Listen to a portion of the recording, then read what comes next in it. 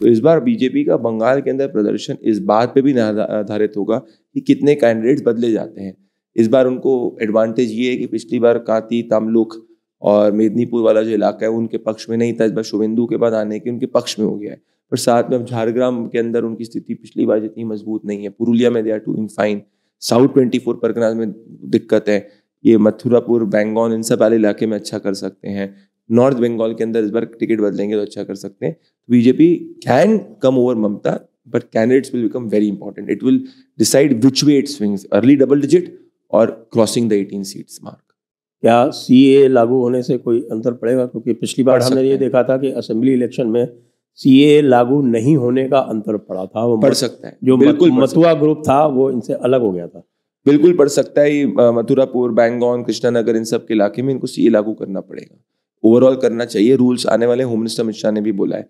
So yes, प्रभाव पड़ेगा ये डेफिनेटली। देखिए बंगाल की पॉलिटिक्स जो है उसमें आपको समझना होगा, बंगाल की पॉलिटिक्स में कोई भी दूसरी पार्टी, पर्टिकुलरली बीजेपी, एक दूसरी पार्टी से कम्पीट कर रही है जिस पार्टी के पास 30% मुस्लिम वोट का सपोर्ट है। अनऑफिशियली वहाँ पे 30-35% मुस्लिम वोट है। तो आप एक ऐसे इलेक्शन में आते हो जो लेवल प्लेइंग फील्ड की नहीं होती है। तो इसीलिए वो कई सीट्स जो होती है उसमें से आप मान लो असेंबली, लोकसभा असेंबली में क्या होता है 290 प्लस सीट में से आप 80 सीट 70 सीट आपको हटानी, 70 सीट्स हटानी पड़ती है। तो आपको 70 सीट वो हटानी पड़ती है। तो 220-230 पे जब आप लड़ रहे हो उसमें से आपको 160 का कन्वर्जन करना होता है, ना कि वही दूसरी पार्टी जो है वो 290 की 290 में कर रही है, जिसमें उसको 70 सीट का 60 सीट का गेन मिल जाता है बिकॉज ऑफ दी एक तरफा en bloc vote of the second largest majority which is the Muslims. Lok Sabha के अंदर बीजेपी इस बार अगर लागू करती है सीए का तो एटलीस्ट उनको मतुआ वोट जो है एक तरफा मिल सकता है। So BJP can surprise people in Bengal provided उसका कैंडिडेट टिकट सिलेक्शन उसकी strategically they are fine with it. हवा हवा में सिर्फ नहीं होगा। पिछली बार Muslim heavy seats like Uttar Malda ये भी बीजेपी ने जीती थी। अब इस बार उत्तर मालदा, रानीगंज जी, ये 2 सीटें बीजेपी ने जीती थी। उत्तर मालदा में क्या हुआ था संजय जी की जो मुस्लिम वोट था वो थोड़ा सा स्प्लिट हो गया था। इस बार मुस्लिम वोट पूरा, इस बार प्योर बाइपोलर इलेक्शन होने वाला है। तो मुस्लिम वोट इस बार शिफ्ट होने के चांस कम है।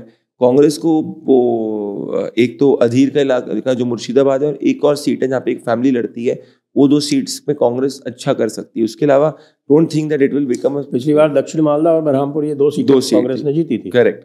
तो दक्षिण मालदा के अंदर कोई गनी खान चौधरी वाली जी है और इधर में अधीर वाली बात है। उसके अलावा बाकी में जो सीट्स हैं उन सब पे टीएमसी वर्सेस बीजेपी की डायरेक्ट फाइट होगी। सुनने में आ रहा है शायद से कि क्या अगर अभिजीत गंगोपाध्याय को अगर लेफ्ट खड़ा कर रहा है अगर किसी भी सीट से तो फिर वो इलेक्शंस के डायनामिक्स को चेंज कर सकती है। देखिए any growth of left will be disadvantageous for the BJP. BJP would want a pure bipolar election in Bengal. That is when the anti-TMC vote will consolidate. Secondly, मैं ये wonder करता हूँ कि अभी तक अभिषेक बैनर्जी के खिलाफ there are so much solid evidences which are there, and I have seen documents in private which is there, whatever were available to journalists to see, and my wisdom tells me it's a very strong case. But they have not acted still against Abhishek Banerjee. I don't know what stops them to act against him. Because till the time Bengal ki politics is a politics of bal, politics of shakti. It's not a politics of compromise. It's not a politics like any other place. So you have to take your opponent head on. And when particularly such a solid case is there, why have you not acted is something which you only know. So it again question, if you remember कि पिछली बार भी चल रहा था assembly elections के लिए कि अभी बैनर्जी के खिलाफ एक्शन होगा, पर फिर एकदम से वो ठंडा हो गया था।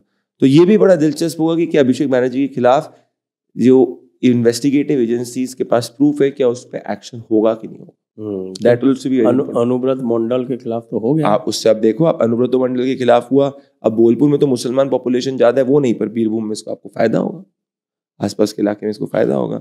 आपको बंगाल के जो स्ट्रॉन्ग, देखो बंगाल में अनुब्रत मंडल, पार्थ, सब कुछ स्ट्रॉन्ग है जो ममता के आजू बाजू ममता ने बिल्ड किए उन सब रीजन्स के अंदर पॉलिटिक्स को करने के लिए और रिसोर्सेज को गैदर करने के लिए। जब वो आप कटें तभी जाके आप मजबूत हो पाओगे। अब कैच ये है कि इस बार आप किस तरीके से लड़ोगे। आप ऐसा मत सोचो कि बस हवा बन जाएगी और बंगाल में चुनाव जीता जाएगा, ऐसा नहीं होता। बंगाल के चुनाव में हवा के साथ में पोलिंग बूथ मैनेजमेंट, कैंडिडेट्स, ये सब बहुत मैटर करता है। I have stayed in Bengal in and out. 2021 के असेंबली इलेक्शन में 4 डिस्ट्रिक्ट ऐसी थी जहाँ वोटिंग प्रतिशत 5.5% कम था ओवरऑल एवरेज वोटिंग परसेंटेज, और उस 4 की 4 डिस्ट्रिक्ट साउथ 24 परगना के इलाके के आसपास की आती थी। So it was very clear that they manage the booth much better. So ये बहुत क्रिटिकल होगा लोकसभा के अंदर भी, ये आप समझिए। सिर्फ सेंट्रल फोर्सेस के प्लेसमेंट से बंगाल में फ्री एंड फेयर इलेक्शन नहीं होता है। It is much more than that. This I have learned bye experience.